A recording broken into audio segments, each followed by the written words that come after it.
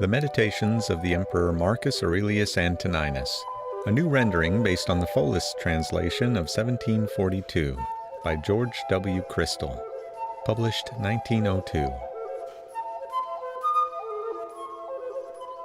Book 2. 1. Say this to yourself in the morning. Today I shall have to do with meddlers, with the ungrateful, with the insolent, with the crafty, with the envious, and the selfish. All these vices have beset them, because they know not what is good and what is evil. But I have considered the nature of the good, and found it beautiful. I have beheld the nature of the bad, and found it ugly. I also understand the nature of the evildoer, and know that he is my brother, not because he shares with me the same blood or the same seed, but because he is a partaker of the same mind and of the same portion of immortality. I therefore cannot be hurt by any of these, since none of them can involve me in any baseness. I cannot be angry with my brother or sever myself from him, for we are made by nature for mutual assistance, like the feet, the hands, the eyelids, the upper and lower rows of teeth. It is against nature for men to oppose each other. And what else is anger and aversion? 2. All that I am is either flesh, breath, or the ruling part. Cast your books from you, distract yourself no more, for you have not the right to do so.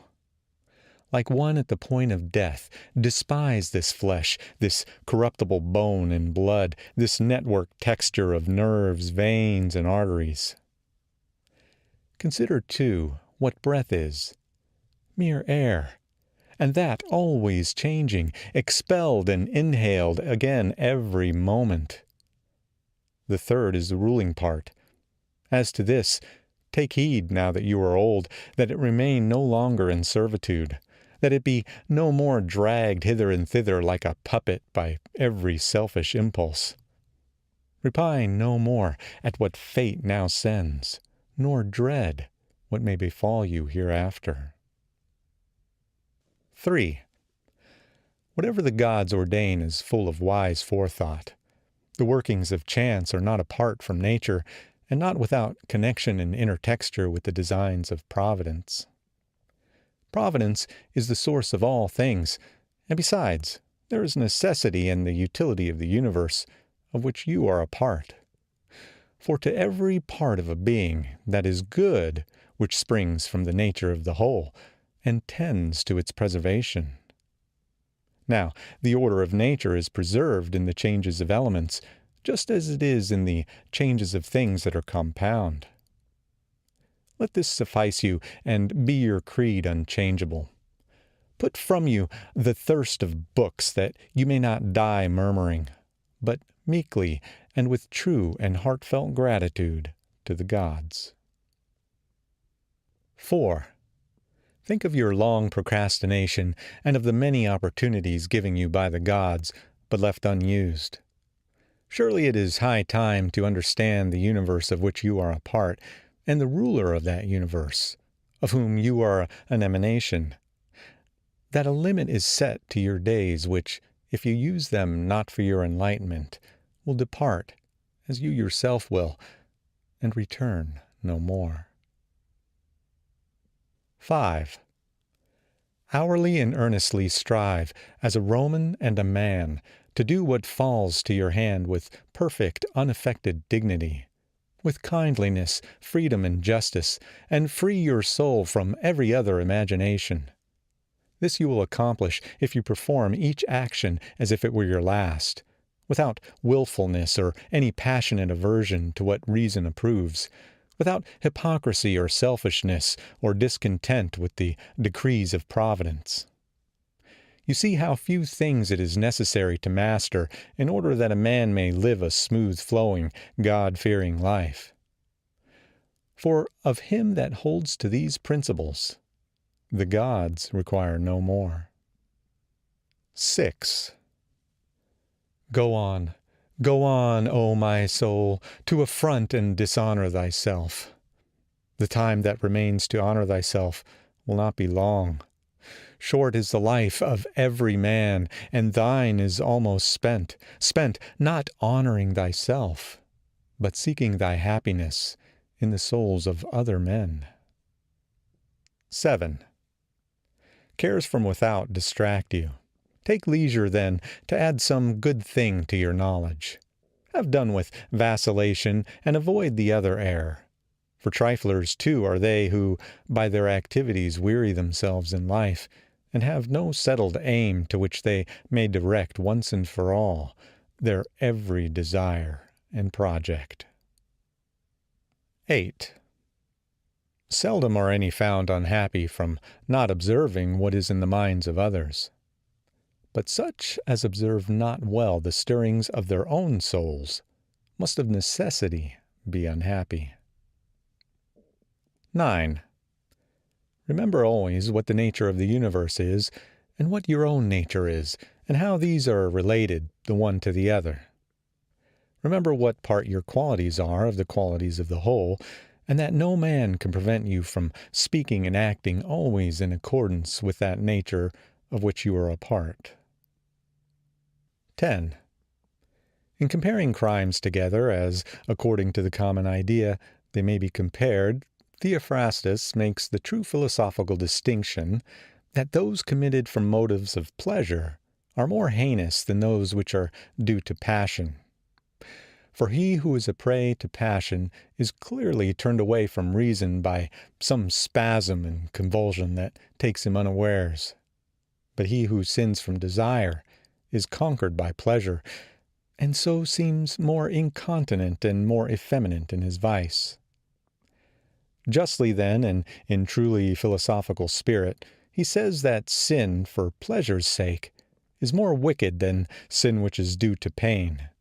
For the latter sinner was sinned against, and so driven to passion by his wrongs, while the former set out to sin of his own motion, and was led into ill-doing by his own lust. 11. Do every deed, speak every word, think every thought, in the knowledge that you may end your days any moment. To depart from men, if there be really gods, is nothing terrible. The gods could bring no evil thing upon you. And if there be no gods, or if they have no regard to human affairs, why should I desire to live in a world void of gods and without providence? But gods there are, and assuredly they regard human affairs, and they have put it wholly in man's power that he should not fall into what is truly evil. And of other things, had any been bad, they would have made provision also that man should have the power to avoid them altogether. For how can that make a man's life worse which does not corrupt the man himself? Presiding nature cannot in ignorance, or in knowledge impotent, have omitted to prevent or rectify these things. She could not fail us so completely that, either from want of power or want of skill, good and evil should happen promiscuously to good men and to bad alike. Now, death and life, glory and reproach, pain and pleasure, riches and poverty, all these things happen equally to the good and to the bad. But as they are neither honorable nor shameful, they are therefore neither good nor evil. 12. It is the office of our rational power to apprehend how swiftly all things vanish, how the corporeal forms are swallowed up in the material world, and the memory of them in the tide of ages. Such are all the things of sense, especially those which ensnare us with pleasure or terrify us with pain, or those things which vanity trumpets in our ears. How mean, how despicable, how sordid, how perishable, how dead are they! What are they whose opinions and whose voices bestow renown? What is it to die? Your mind can tell you that, did a man think of it alone, and, by close consideration, strip it of its ghastly trappings, he would no longer deem it anything but a work of nature. To dread a work of nature is a childish thing, and this, indeed, is not only nature's work, but beneficial to her. Your reason tells you how man reaches God, and through what part, and what is the state of that part when he has attained unto him. 13. Nothing, says the poet, is more miserable than to range over all things, to spy into the depths of the earth, and search by conjecture into the souls of those around us, yet not to perceive that it is enough for a man to devote himself to that divinity which is within him, and to pay it genuine worship. And this worship consists in keeping it pure from every passion and folly, and from repining at anything done by gods or men. The work of the gods is to be reverenced for its excellence. The work of men should be dear for the sake of the bond of kinship, or pitied, as we must pity them sometimes, for their lack of the knowledge of good and evil. And men are not less maimed by this defect than by their want of power to know white from black. 14. Though you should live 3,000 years, or as many myriads, yet remember that no man loses any other life than that which now lives, nor lives any other than that which he is now losing. The longest and the shortest lives come to one effect.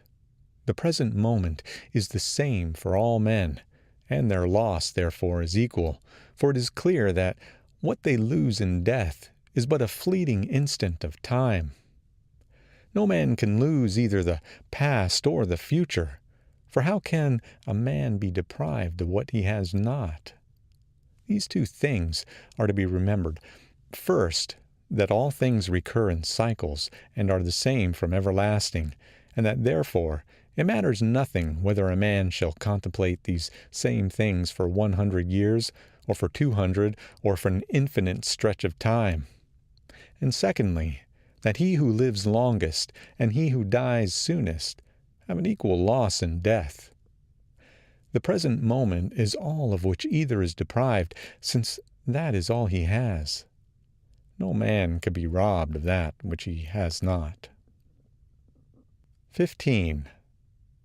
Beyond opinion there is nothing. The objections to this saying of Antoninus the cynic are obvious. But obvious also is the utility of what he said, if one accept his pleasantry, as far as truth will warrant it. 16. Man's soul dishonors itself, firstly and chiefly when it does all it can to become an excrescence, and as it were an abscess on the universe. To fret against any particular event is to revolt against the general law of nature, which comprehends the order of all events whatsoever. Again, it is dishonor for the soul when it has aversion to any man, and opposes him with intention to hurt him, as wrathful men do. Thirdly, it affronts itself when conquered by pleasure or pain. Fourthly, when it does or says anything hypocritically, feignedly, or falsely. Fifthly, when it does not direct to some proper end all its desires and actions, but exerts them inconsiderately and without understanding. For even the smallest things should be referred to the end, and the end of rational beings is to follow the order and law of the venerable state and polity which comprehends them all. 17. The duration of man's life is but an instant. His substance is fleeting, his senses dull, the structure of his body corruptible, the soul but a vortex. We cannot reckon with fortune or lay our account with fame. In fine, the life of the body is but a river, and the life of the soul a misty dream. Existence is a warfare, and a journey in a strange land, and the end of fame is to be forgotten. What then avails to guide us? One thing, and one alone, philosophy. And this consists in keeping the divinity within inviolate and intact, victorious over pain and pleasure, free from temerity, free from falsehood, free from hypocrisy, independent of what others do or fail to do, submissive to hap and lot which come from the same source as we, and above all, with equanimity awaiting death, as nothing else than a resolution of the elements of which every being compounded. And, if in their successive interchanges no harm befall the elements, why should one suspect any in the change and dissolution of the whole? It is natural, and nothing natural can be evil. End of Book 2.